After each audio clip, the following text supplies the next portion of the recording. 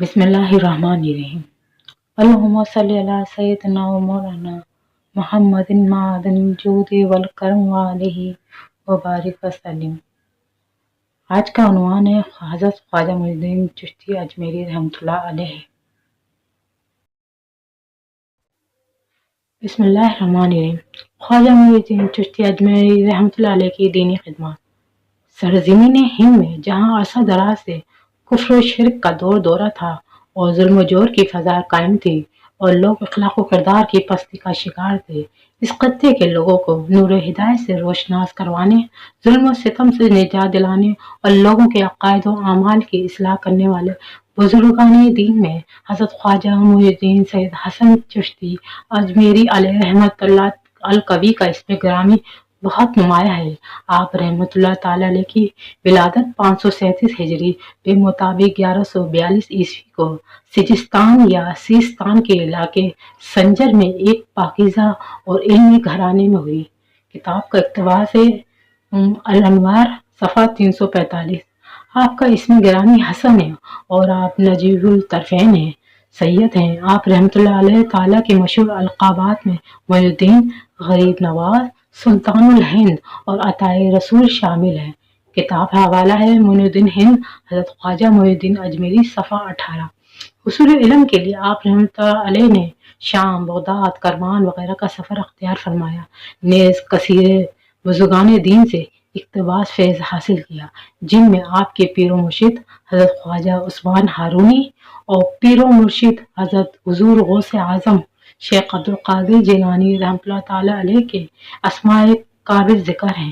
زیارت حرمین کے دوران بارگاہ رسالت مآب صلی اللہ تعالی علیہ وسلم سے آپ کو ہند کی ولایت عطا ہوئی اور وہاں دین کی خدمات بجا لانے کا حکم ملا۔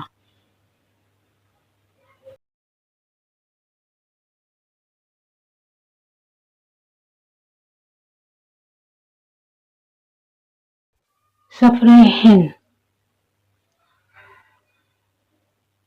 مدینہ منورہ سے وہ عاشق صادق بغداد پہنچا، جہاں کچھ دنوں مشائخین وقت سے صحبتیں رہیں۔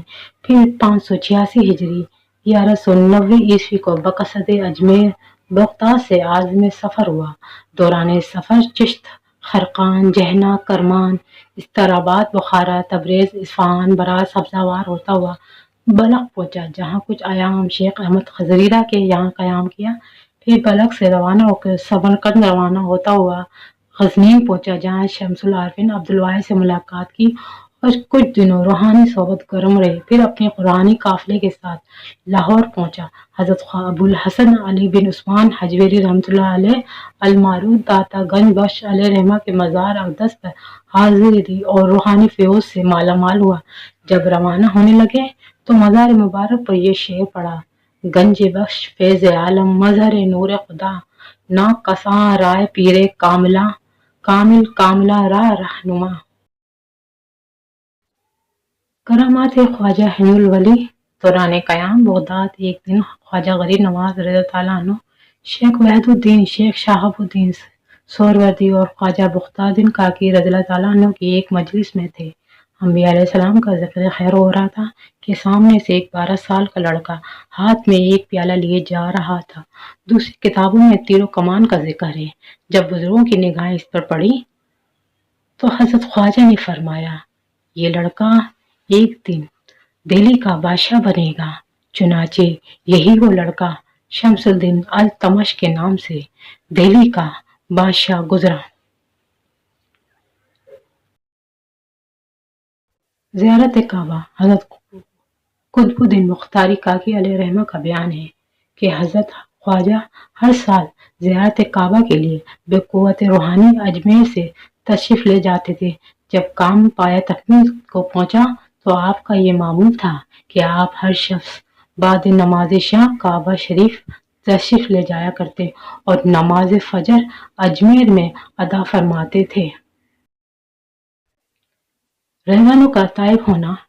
ایک مرتبہ حضرت خواجہ اپنے مریدین کے ساتھ ایک گھنے جنگل سے گزر رہے تھے کہ وہاں بسنے والے ڈاکوؤں نے آپ کے مریدوں پر حملہ کر دیا اور لوٹ مار شروع کر دی۔ یہ دیکھ کر حضرت خواجہ نے جب نگاہ جمال ان ڈاکوؤں پر ڈالی تو وہ کانپنے لگے اور قدموں میں گر پڑے، چھینا ہوا سامان واپس کیا اور آپ کے دست حق پرست پر سب کے سب مشرف با اسلام ہوئے، اور بعد ازاں آپ نے ان کو چند نصیحتیں فرمائی جو نہایت کارگر ثابت ہوئیں۔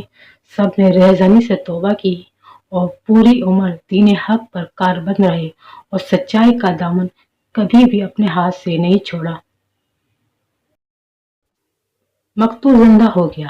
حاکم وقت نے ایک بے قصور شخص کو پھانسی دی۔ اس کی ماں روتی پیٹتی ہوئی خدمت خواجہ میں حاضر ہوئی اور عرض کیا کہ میرا بیٹا بے قصور تھا، خواجہ مجھ پر رحم اور کرم فرمائے۔ آپ عصا لے کر اس کے ساتھ روانہ ہو گئے۔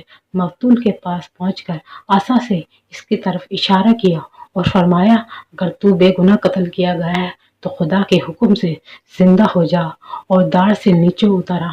مقتول یہ سنتے ہی زندہ ہو گیا اور سولی سے اتر کر آپ کے قدموں پر سر رکھا اور اپنی ماں کے ساتھ اپنے گھر کو روانہ ہو گیا۔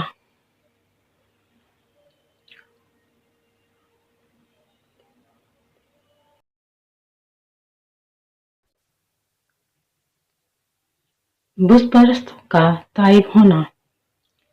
کلمات صادقین میں لکھا ہے کہ ایک دن حضرت خواجہ کا گزر کفار کے ایک بت قدے کی طرف سے ہوا۔